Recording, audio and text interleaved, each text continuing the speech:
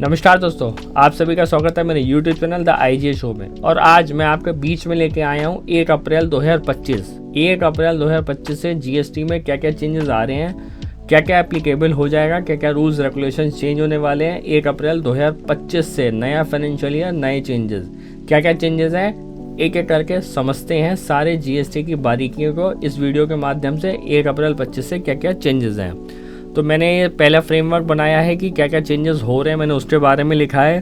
अब 1 to 1 discuss करते हैं कि क्या क्या वाकई में 1 अप्रैल 25 से चेंज हो रहा है। सबसे पहले MFA, मल्टी फैक्टर ऑथेंटिकेशन शुरू हो जाएगा। यानी इसमें आपका पहले जो डायरेक्ट OTP से आप लॉगिन कर लेते थे, इसमें मल्टीपल वो करने जा रहे हैं, मल्टी फैक्टर्स लगा रहे हैं, जिससे आपकी डेटा सिक्योरिटी प्राइवेसी बनी रहे, कोई भी डेटा ब्रीच ना हो। ये 1 अप्रैल 25 से चेंज हो रहा है। To enhance security measures all tax payer will be required to implement multi factor authentication MFA when accessing GST portals. The initiative is designed to protect sensitive financial data and prevent unauthorized access, जिससे कोई भी स्नूफिंग ना हो पाए, कोई भी आपका data breach ना हो पाए, कोई आपकी GST डेटा को कोई चोरी ना कर पाए। Business should ensure that their authorised personnel are equipped with the necessary tools and knowledge to comply with the requirements. तो ये चेंज होने जा रहे हैं 1 अप्रैल 25 से। आप लॉगिन करेंगे तो हो सकता है आपको 2 फैक्टर 3 फैक्टर्स लॉगिन करने पड़े, कैप्चा कोड वो अलग डिज़ाइन से आ जाए, या OTP ऑप्शंस और सिक्योर कर दिया जाए। तो कहीं ना कहीं इसमें चेंजेस होने जा रहे हैं। सेकंड चेंज हो रहा है e-way bill restrictions. E-way bill में भी चेंजेस करने जा रहे हैं 1 अप्रैल 25 से। क्या चेंजेस करने जा रहे हैं? E-way bill will be restricted to invoice issued within the proceeding 180 days with extensions capped at 360 days, जिसको 360 डेज कर दिया है। Additionally the national informatics centre NIC will introduce updated version of e-way bill and e-invoices system to enhance security and compliance. Businesses must adapt the logistic and invoicing process to align with the new timeline system update. यानी e-way bill में भी changes होने जा रहे हैं। उसमें उन्होंने कह दिया कि e-way bill will be restricted to invoice issued within the preceding 180 days with extension capped at 360 days. यानी 180 दिन को 360 डेज करने की तैयारी कर रहे हैं। 1 अप्रैल 25 से चेंज हो जाएगा।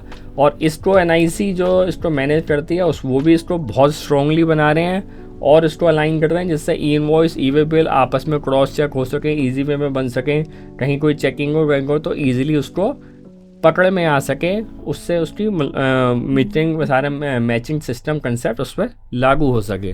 तो ई-वे बिल में ये छोटा सा चेंजेस आने जा रहा है। Mandatory sequential filing of GSTR 7।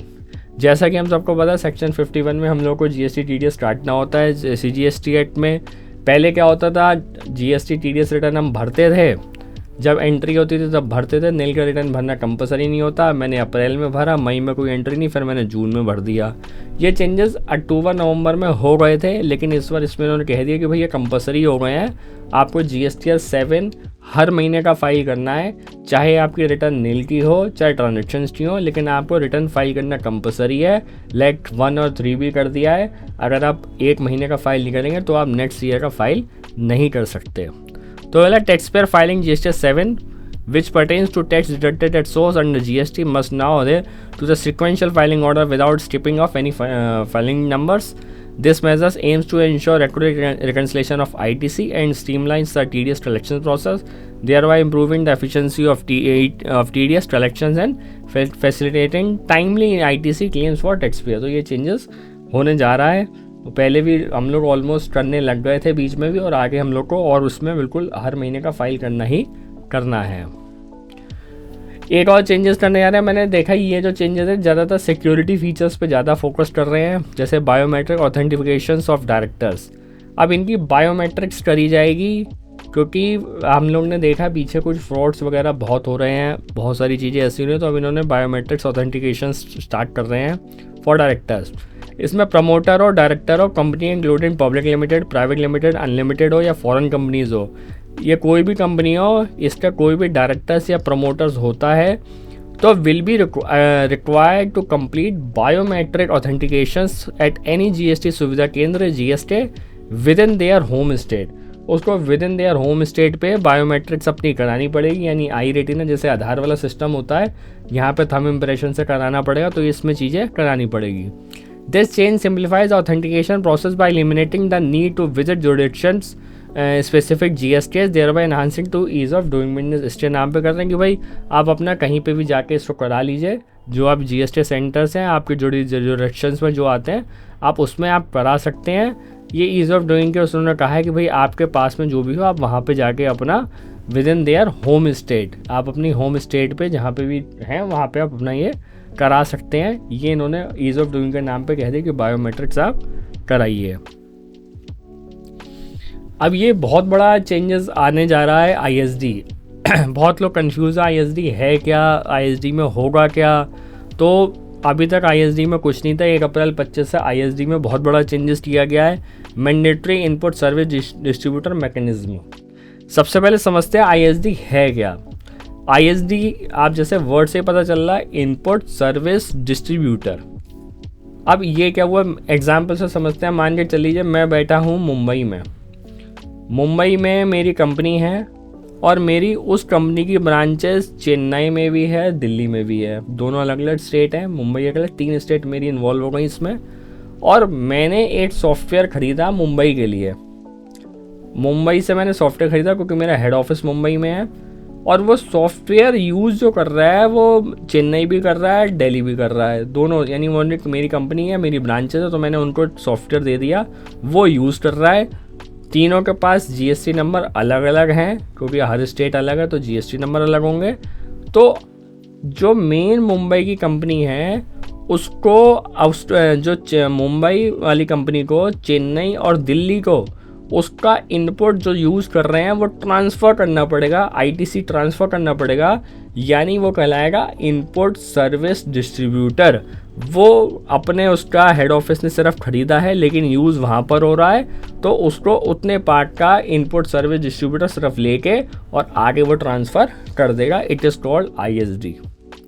इसमें क्या चेंजेस होने जा रहा है, इसमें कह रहे हैं 1 April 25 the ISD mechanism will be mandatory for businesses to distribute ITC on common services like rent, advertisement और professional fees across GST registration under the same PAN।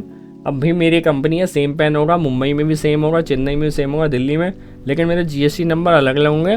तो business must issue ISD invoice, उसे ISD invoice issue करनी पड़ेगी क्योंकि main Mumbai वाला ले रहा है उसके क्रेडिट, और वो क्रेडिट आगे ट्रांसफ़र होगा ISD for ITC distribution and file GSTR 6। उसको मंथली फाइल करना पड़ेगा, due by the 30th of each month, 13 तारीख की उसकी लास्ट डेट होगी। The ITC will be reflected in 2B of receiving और branches for use in GSTR 3B filing.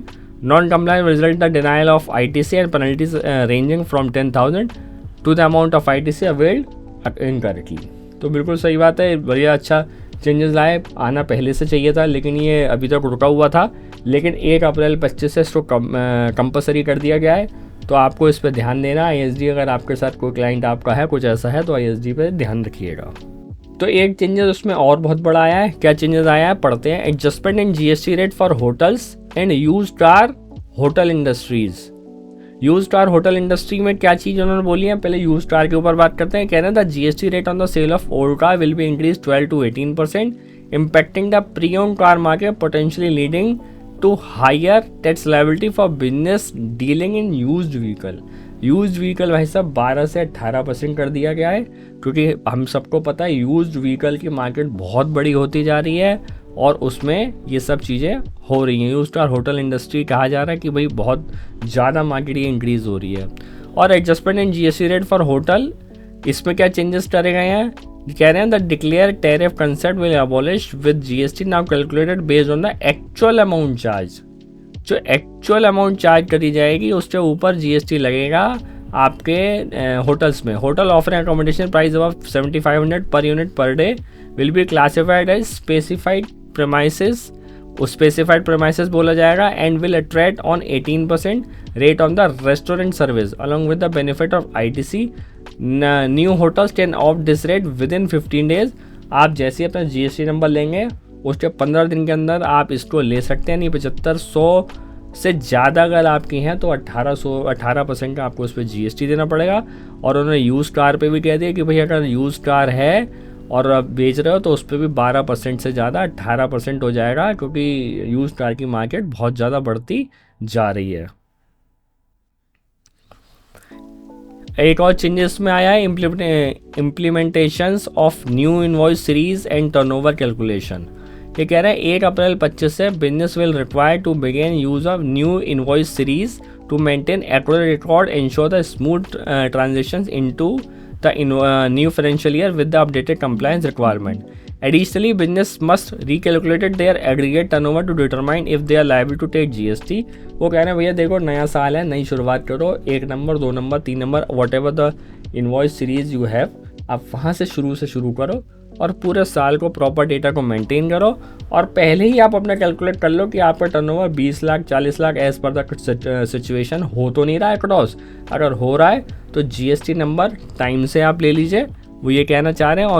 और issue invoices 5 crore से ऊपर अगर आप करो तो इनवॉइस अगर अप्लीकेबल है तो वो आप देख लें।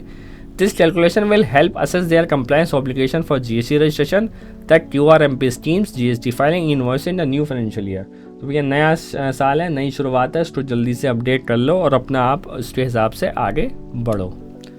Introduction of GST waiver schemes 2025, इसमें क्या क्या गया? Introduction of GST waiver scheme 2025, business that have settle all the tax dues March 31 2025 may be eligible for a GST waiver under schemes SPL 0102 provided the apply within 3 months of the new fiscal year. The initiative offer a tax relief opportunity. Tax relief हम लोग पुराने amnesty scheme जो हमारी चल रही है वो हम लोग देख ही रहे हैं। हम लोग ने 17, 18, 18, 19, 19, 20 के केस उसमें करा लिए हैं और ये उसमें कह रहे हैं कि भाई अब 3 महीने के अंदर इसको आप कंप्लीट अपना कर देना। Enhanced credit note compliance, credit note के कंप्लाइंस बढ़ाने के लिए इन्होंने कहा है, कहते हैं कि receipts of credit note must now accept और reject them through a integrated management system to prevent ITC mismatch. भैया बहुत अच्छी बात कर दी, क्रेडिट नोट इशू कर देता था, हमारा है नहीं है, हमें मतलब नहीं, हमें पता नहीं चल पाता था। तो अब इन्होंने कह दिया कि भाई IMS में आप जाइए और वहाँ पे आप एक्सेप्ट या डिलीट कर सकते हैं। जैसे GST TDS का आता था ऐसे ही अब आपको क्रेडिट नोट का भी मिल जाएगा।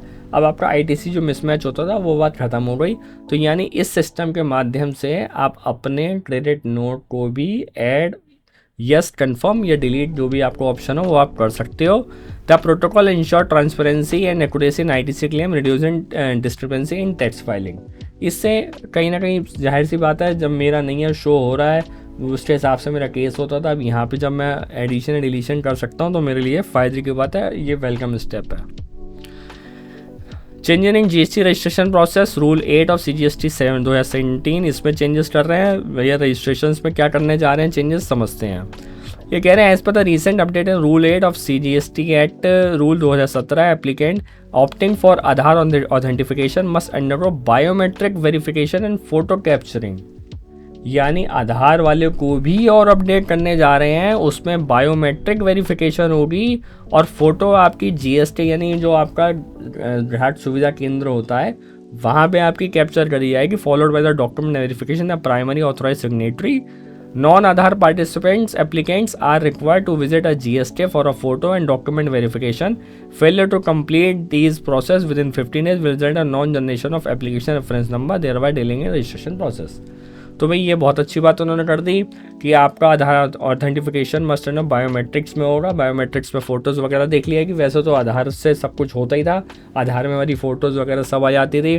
अब अगर मेरा आधार से उसमें फ़ोटो या वो चीज़ें नहीं आ पाती तो मैं लोकल GST में भी जाके ये सारा काम करा सकता हूँ।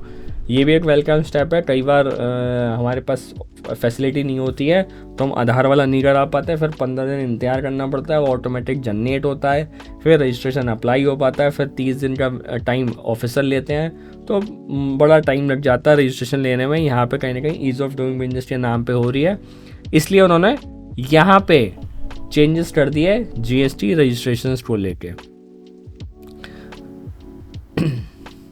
तो यही वाला उन्होंने कहा कि भैया ये इसलिए हम कर रहे हैं कि कमिटमेंट के साथ हम सारा काम कर लें। तो ये ऑलमोस्ट सारे चेंजेस थे जो 1 अप्रैल 2025 से GST में अप्लाई होने जा रहे हैं। हम लोगों ने पढ़ लिया मल्टी फैक्टर ऑथेंटिकेशंस होगा, बिल्कुल सही बात है, मल्टी फैक्टर में होना भी चाहिए। ई वे बिल की हमने बात कर ली, ई वे बिल में वो NIC कह रहे हैं कि भाई हम और स्ट्रॉन्ग करेंगे इसको, बिल्कुल करिए। GSTR 7 फाइलिंग करना कंपलसरी हो गया। बायोमेट्रिक ऑथेंटिकेशंस ऑफ डायरेक्टर्स को आपको कराना पड़ेगा GST में जाके। ये भी हो गया। मैंडेटरी ISD वाला इंपॉर्टेंट था, मैंने आपको पूरी डिटेल में इसको बता दिया। GST rate hotel and used car hotel industries के लिए कर दिया इन्होंने कि भाई इस पे 7500 से 18% हो जाएगा, यूज्ड कार पे 12 से 18% कर दिया गया है। Implementation of new invoice series, भैया नया साल है, नई शुरुआत कर लेना, नए GST नंबर, इन सब से आप अपने आप को आगे बढ़ाना। और GST वेवर स्कीम जो हमारी चल रही है वो उसमें SPL 2 की डेट्स है वो आप पूरी कर लीजिए। क्रेडिट नोट यस नो का ऑप्शन आपको दे दिया, आपका है तो एक्सेप्ट करिए, आपका नहीं है तो उसे रिजेक्ट कर दीजिए। और रजिस्ट्रेशन प्रोसेस में भी उन्होंने बायोमेट्रिक्स कर दिया कि अगर आपका आधार ऑथेंटिफिकेशन होता है तो बायोमेट्रिक्स वेरिफिकेशन होगी। अगर आपके वो नहीं करा सकते हैं तो आप भैया अपना GST पे जाके वहाँ से भी करा सकते हैं। ये भी एक अच्छा स्टेप दे दिया। और ये सारे चेंजेस हमारे GST में हैं। और अगर फिर भी आपको लगता है कोई इसमें क्वेरी रह गई है, कोई चीज़ उसमें और आपको पूछ रही है, तो आप मेरे को कमेंट बॉक्स में कमेंट कर सकते हैं, मैं आपको पूरी कोशिश करूँगा सर जवाब दूँ। और अपने जितने भी व्यापारी बंधु हैं, प्रोफेशनल बंधु हैं, जो भी GST करते हैं या कराते हैं, उन सबको ये वीडियो भेजिए, जिससे 1 अप्रैल 25 से वो लोग अपडेट रहें, कोई गलती ना होने पाए, कोई भी गुंजाइश ना रहे। क्योंकि GST में पेनल्टीज़ प्रोविजंस बहुत हैवी है, गलती होती है तो उसका सुधार इतनी ईजिली अवेलेबल नहीं है। वो ये सतर्क का ही बचाव है, इसलिए अपने आप को अपडेट रखिए GST में। हैप्पी लर्निंग करिए, GST सीखिए अच्छे से और अपने आप को आगे बढ़ाइए। वीडियो देख लेंगे, धन्यवाद।